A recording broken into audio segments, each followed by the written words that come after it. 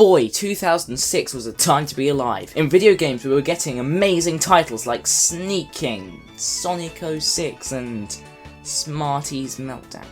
Never mind, YouTube had recently started and was giving us channels like Fred, Smosh and the annoying Orange. Okay, but in animated film we got Monster House, Cars and, oh god, Happy Feet. What the hell?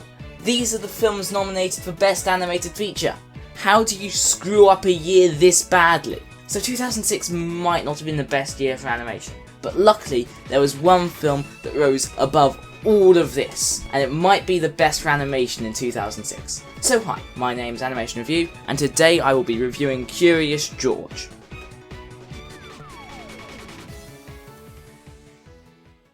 We start off with an adorable montage of George, curiously wandering around the forest, being fascinated by it, playing with some other animals, until their parents arrive and he is left alone. This scene is great at highlighting how George doesn't fit in with the rest of adult society, and is full of childlike wonder while all the authority figures in the film are very keen for George to become more mature and fit in. It feels akin to something like Captain Underpants, where there's an expectation of maturity that the film just farts all over. This then cuts to the museum, where we see the man in the yellow hat. Not quite yet though. Currently he's just Ted, teaching class about the Australopithecus.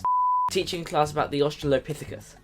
Teaching a class about the Australopithecus. I got the name there, just not class. Teaching a class about the Australopithecus. Teaching a class about the Australopithecus. And why are the kids so bored? This is fascinating. We also get introduced to Miss Dunlop, a name I will not remember by the end of this review, who is clearly interested in Ted, and only goes to his Thursday lectures because she likes him. Yeah, the trope's been done before, but I don't really mind all that much because this is a much more simple film and she's hardly even mentioned at all. We then get introduced to Mr. Bloomsbury, who tells us that the museum is broke because no one is interested in museums anymore, so he is forced to sell it to his son for parking. This could have quickly become a bland, overdone Save the Rec Centre story, but they had to link Ted to George, and as such he decides to look for the lost shrine of Sagawa to get more tickets. Also, it's kind of hilarious how his son is completely ignored by his father. The guy is awful, but you can't help feel a little sorry for how his father completely forgets him at every moment. We next meet the two best characters in the film, the Italian mobsters who pretend to be Australian to sell more stuff, and Ted transforms into the man in the yellow hat, and they go out exploring, where Ted meets George. This scene is adorable. The moment where George and the man in the yellow hat first met was not going to be an easy task to pull off, but they achieved it in flying colours. This was an enchanting scene that was masterfully animated and underscored beautifully with this captivating soundtrack.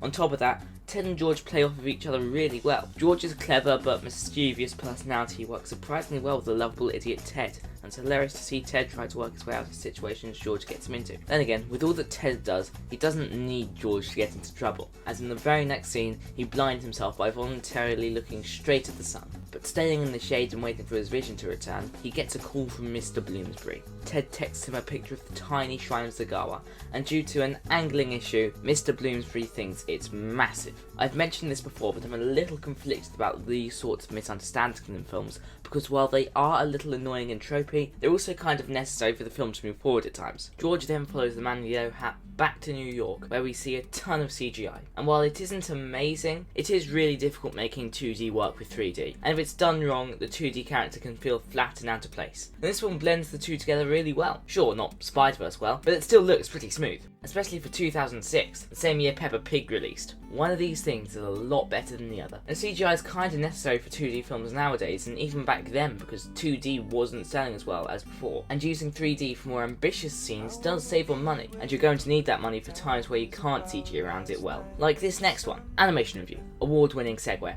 This scene takes place inside the top floor penthouse of Mrs. Plushbottom, where George messes around with a ton of paint. This scene is a perfect example of how Ted's hopelessness works brilliantly with George's mischievousness, as Ted goes to great lengths to solve the issue. In this case, climbing up the side of a very windy building to get to the top floor and minimise the damage George has done. A scene that gets him evicted by the best character in this film, the landlord, who is so hell-bent on keeping the apartment pet-free that it's hilarious. Anyway, Ted's homeless now. After this, we get a montage scene of Ted being annoyed at George while heading to the museum, and George trying to copy other families in the street, focusing on how George didn't really have a family, Not one that we've seen at least, until Ted. But Ted simply hasn't got the time for any of this. Ted hides away and tries to remain inconspicuous. Meanwhile, we get to see a sad Junior lament at how giant monkey statues come and go, but parking is forever. And he's becoming great fun. He's just evil enough that we root for Ted, but he's not unnecessarily evil. We don't need a moustache-twiddling evil businessman who only cares about money, because that's not what this sort of story is about. This way, he can be a plot device when the plot calls for him to be, while also remaining really fun, dancing and singing about how this is an amazing day for parking until he falls out a window. He does unfortunately find out about the idol though. This discovery is made all the worse when Ted talks to Mr. Bloomsbury, where he finally breaks the news about the shrine size. I feel like they tried too hard to make us go,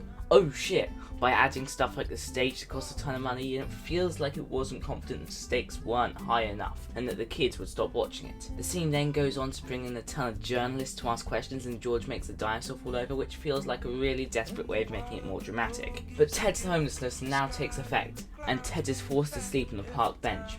George, however, goes under a tree and makes a little bed for himself. Then Ted joins him, begrudgingly at first, although he eventually starts to enjoy being there, and tells George his hilarious joke about the Neanderthals and the Cro-Magnons. George unfortunately doesn't hear it though. This moment feels like a turning point for Ted, where he realises how exciting it is to break the status quo and embrace chaos every once in a while, and it shows the first hint of character growth for him in this film. In the morning, George goes to the zoo while Ted's still asleep, causing havoc, but connecting with the children. This again follows through the idea that George is more popular with children, while grown-ups want nothing to do with him. But Ted does then follow him, in a fun, energy-filled scene that breaks off in the middle to focus on the B story about the teacher. Something that I don't really have a stand on one way or another. It's not fleshed out enough to be a legitimately good love story, and it's not mentioned enough to be that annoying. It's just fine, really. However, it does culminate in Ted chasing after George with the power of balloons. And if Up has taught us anything, it's that balloons are great at lifting up people and heavy objects. The sequence also has a great use of CGI in the balloons. They switch between it and 2D so it doesn't look too stiff, and it's underscored really nicely by the song Talk of the Town, a great representation of how George and Ted grew so much closer. It would have been nice to see it a little more early on in the film, but it's still a really adorable moment. But we now get another scene with Clovis, the mad scientist who can solve all of Ted's problems by using a holographic enlarger,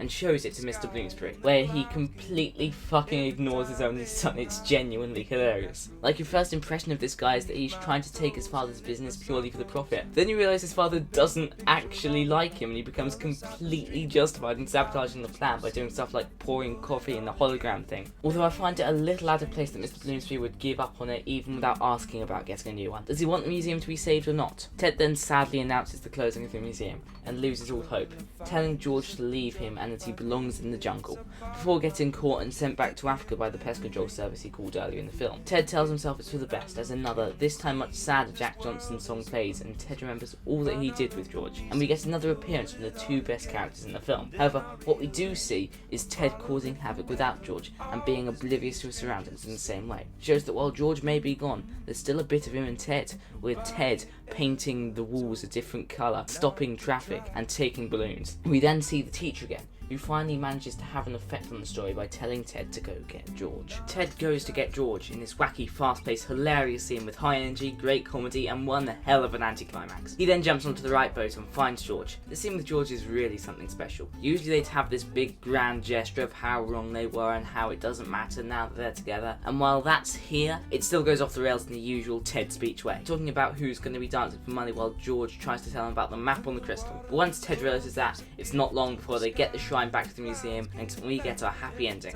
Rushed? Yes, but it's still handled decently well. We get to see Junior as a valet getting a different happy ending, which I also really like. He felt a little sympathetic as a character, and to see him get a little recognition from his father is nice, while also feeling like he got his comeuppance as a villain. And the film concludes with the grand reveal of Ted saying that anyone can memorise facts, and the best way to learn is through your own experiences, and the announcement that the museum has changed into a space where people can experience science. This film is possibly the most charming film I've seen in a very long while. It's cute, it's funny, the characters are likeable, the art style is gorgeous, and the soundtrack is amazingly composed by Jack Johnson. I don't know what he does, but if it's anything like this, then it's brilliant. There are some issues with it, but it's still a fantastic movie. 84 out of 100, and it deserved to win the Oscar for Best Animated Feature. Much more than Happy Feet. It's shocking that it didn't even get mentioned. But either way, my name is Animation Review, that was my review of Curious George. I hope you enjoyed, and I bid you good night.